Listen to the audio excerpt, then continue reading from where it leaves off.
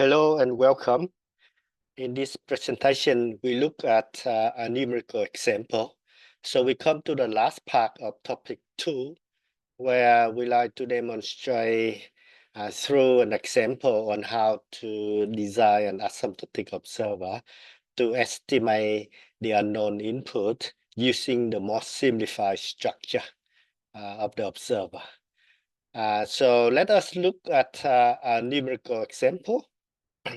In this numerical example, we chose the matrices A, C, and D as follows. So this is the same as the one that we demonstrated based on the decomposition. So which is example 2. So the same matrices A, C, and D, just for the sake of simplicity. So we have this system, we have an order equal 6 order. We got 3 outputs, and the output vector, measurement vector is given as follows. So we have 3 output measurements. And our objective is to design an asymptotic observer to estimate the unknown input. So the first thing we do is to check to see if this condition is satisfied or not. And this condition is basically the equivalent of the observer matching condition. It is satisfied where we had this column is non-zero. So we could use either the first output measurement or the second output measurement. In this example, we just want to pick the first output measurement, y1 of t. So according to the procedure, step-by-step procedure, which is given in here, we follow each step one at a time. And so we can actually complete the first 2 steps where we pick output y1 of t. And because it's y1 of t, so by default, the matrix C is the original C matrix. And when we do the first output measurement, bear in mind that we got C1 times D give us 1 here. So that means that alpha 1 is 1. And then we follow with step 3, where we choose the P matrix according to this form, and we obtain an invertible matrix V, and we work out its inverse, and therefore we systematically obtain sub-matrices V1 and V2. So that's step 3. And then following from step 4, we need to work out the metric E, which is the orthogonal null space of the row V1C. It has this very simple form. And with this metric E, the metric T, which is the matrix transformation, is invertible. So we complete step 4. And then in step 5, we obtain all the sub-matrices. So we done that. We got the metric E, and we got metric T is invertible. And then we obtain metric A bar, and we partition metric A bar. We obtain all the sub-matrices, which basically as given as follow. And so that's step 5. So we got the reduced order disturbance-free system, which is step 6. And all the submatrices A bar 1, 1, A bar 1, 2. By the way, A bar 1, 2 over alpha 1, because alpha 1 is 1. So that's where we got A bar 1, 2. And the output measurement vector for the reduced order system, we call it y bar of t. It is actually linked to the original output measurement vector through V2, where V2 is also known. And this matrix C1 tilde is given here. So we got the decomposition, and we got a reduced order disturbance-free system, and the unknown input is also expressed in the simplest form, where this linear function of the stack vector is given here. And we know the metric A bar 2, 1, which is the one in here. And so our next step in the design is to design a linear functional observer. We design a linear functional observer of the following form, of this form, which is given in here. And so there are unknown matrices like K, M, G, and JI, and they can be done. They can be found easily based on existing method, which given in this reference here, or we can also apply other methods available in the literature. Now, if we do it, if we use this method, which we took it from example 1 in this reference, it's happened that the submatrices, they are part of this example given in this paper. So in this numerical example, example 1, that is the matrix A bar 1, 1. This is C1 tilde, and this is minus A bar 2, 1. Okay, so if we adopted that solution method, we arrive at a very simple reduced order observer, linear functional observer, where we obtain matrix L. K is 1, is a first order observer, and the metric N is a stable metric, which is -4, and metric M, G are obtained, and as well at J1, which is basically L times A21, so, yeah, which is what was given in here, A bar 1, 2. Okay, so we obtain first order reduced functional observer, and as a result, we obtain the following unknown input observer. So we can asymptotically estimate the unknown input by using the first derivative of only one output measurement and a linear functional observer. This linear functional observer is first order, very low order. In fact, it's in the minimum order linear functional observer. And by the way, to arrive at this answer, we basically substitute y bar of t by v2 y of t, because the reduced order system, the output measurement is y bar of t, and y bar of t is linked to the original output measurement vector by v2. So we just simply substitute that in. So we know metric M, and we know metric V2, and as a result, that expression there is replaced by the original output measurement vector.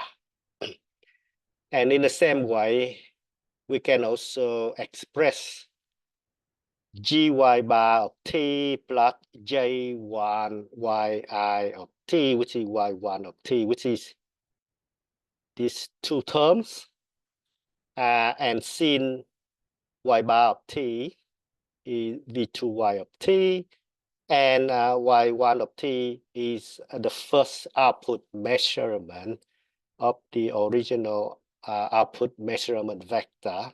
So we just simplify, and so this j1 is replaced by that row there. And as a result, the two terms here can be simplified out to this matrix. Okay, so that basically the expression for the unknown input estimation of d of t. As we can see, it is of the similar structure. And when we look at it, the significant features of our approach is that we only use first derivative of only one output measurement. And we arrive at the lowest, the minimum order observer to estimate the function z of t. Instead of according to Hou and Muller, we need to estimate the entire stack vector, which is x1 bar hat, which is this thing here, that entire stack vector of this reduced order system. And so in that case, we need to have an order equal to n minus p, which is a third order stack observer. So you can see the difference between our approach and the approach by Hou and Muller. Now, I would like to show the simulation results. So what I have here is a MATLAB software and some very simple codes for running the simulation.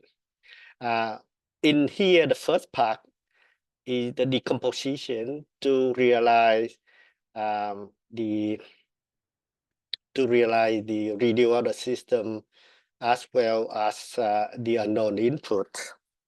So we did that in our previous presentation, but here I just cut and paste it in. So we got all the submatrices A bar B1, 1, for example. And then according to the solution method given in reference here, according to this reference, we obtain matrices L, K, and all of that. They basically solution to this couple matrix equations. So what we can do is we can enter that into MATLAB. So we got matrix L here, K, N, M, G, and J1. So I put that in. And then what we can do is we can check to see with the solution according to the reference given in there, whether the couple metric equations actually satisfy or not. So this is the checking of that. We got N times L plus G times C tilde 1 minus L A bar 1, 1. It should give us 0. Similarly, A bar 2, 1 plus KL plus MT tilde 1 should give us 0 as well. And according to the solution, the method by Trinan, we obtain this solution equal to 0. This equal to 0. So that basically reaffirms the correctness of these matrices. Okay. So then we run the simulation. So this is the code for that. So we got matrix A, B, C, and then we chose arbitrarily the initial conditions for the stack variables x1 up to x6. And we also arbitrarily chosen the initial condition for omega t, and the output measurement here basically the same as the first three. We also arbitrarily pick in the derivative y1 dot initially as well. Now, in this simulation, we just pick arbitrarily an unknown input, d of t. We pick it, it's a low frequency, not very fast time variant. And then we go through the codings, we run the simulation, we put out the omega dot, and then we also use the Euler approximation. This is a very simple numerical approximation to realize the derivative of the output measurement y1 of t. This is Euler's method. And then we obtain the estimation of the unknown input. And then we do the simulation. Okay, so let me cut and paste all these codes into MATLAB.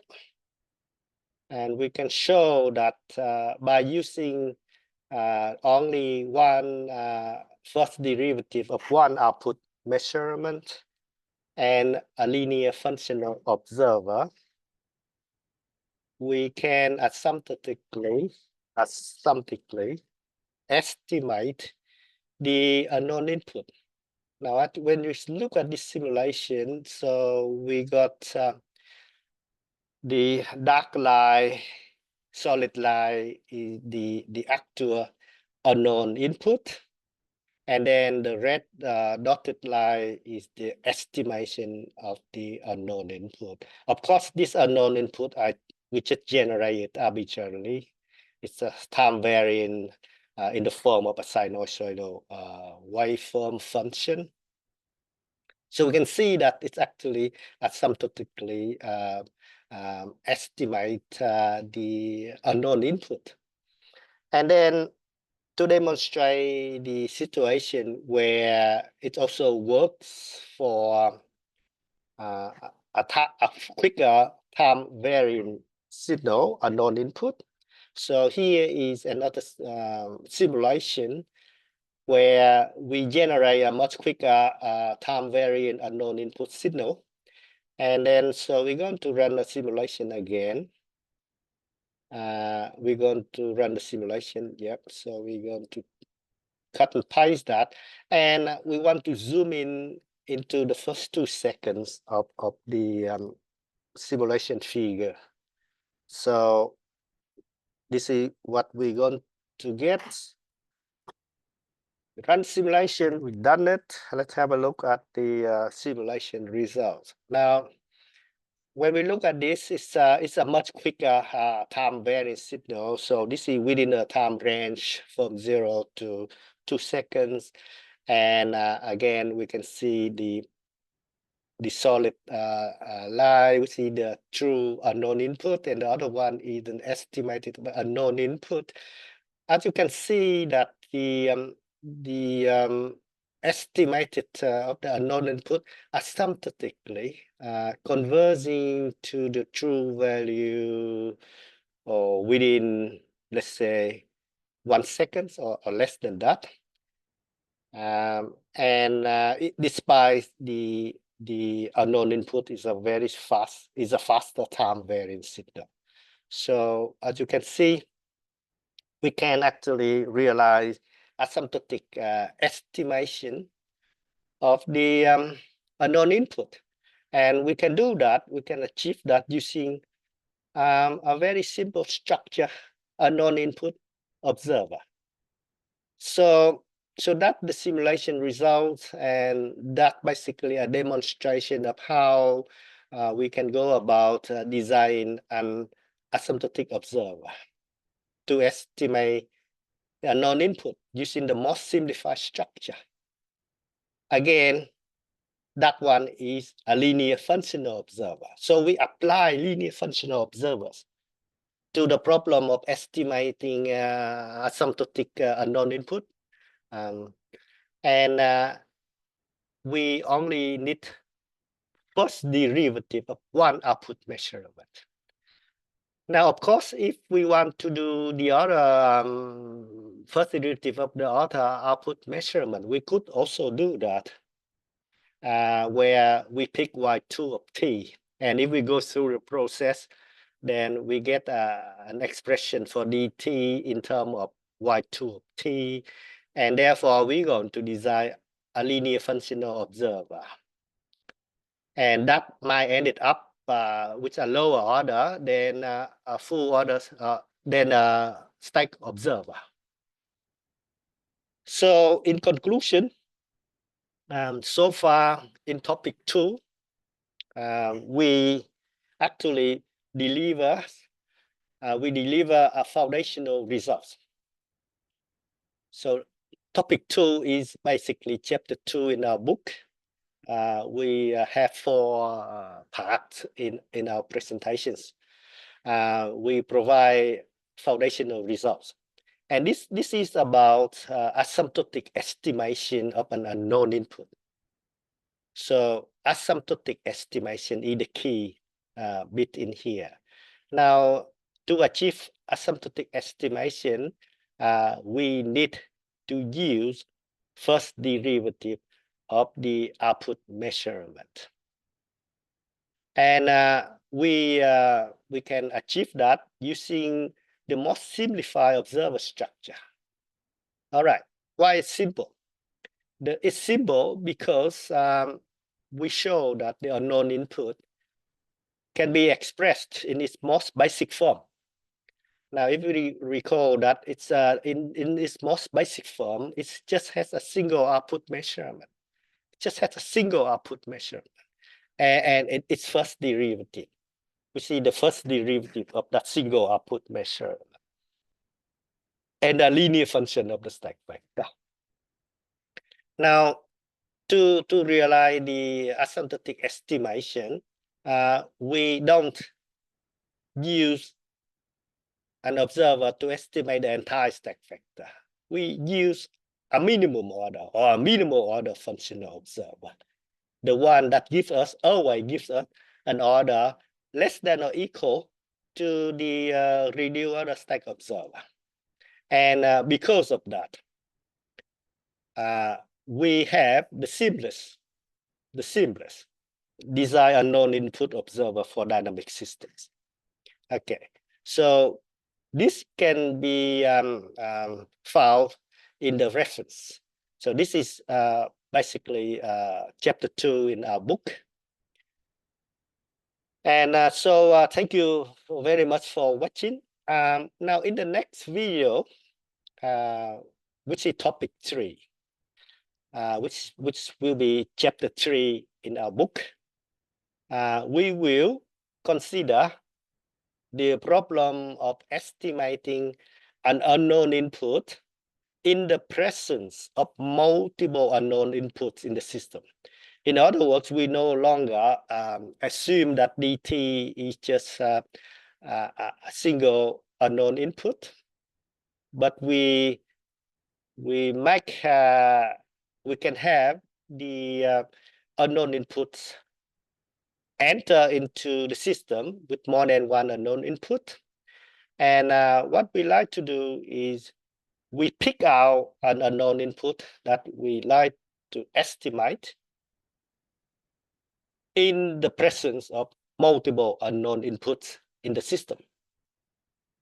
And so this one is an extension to topic 2. And I hope that you will join me in the next videos. So thank you very much for watching, and bye for now.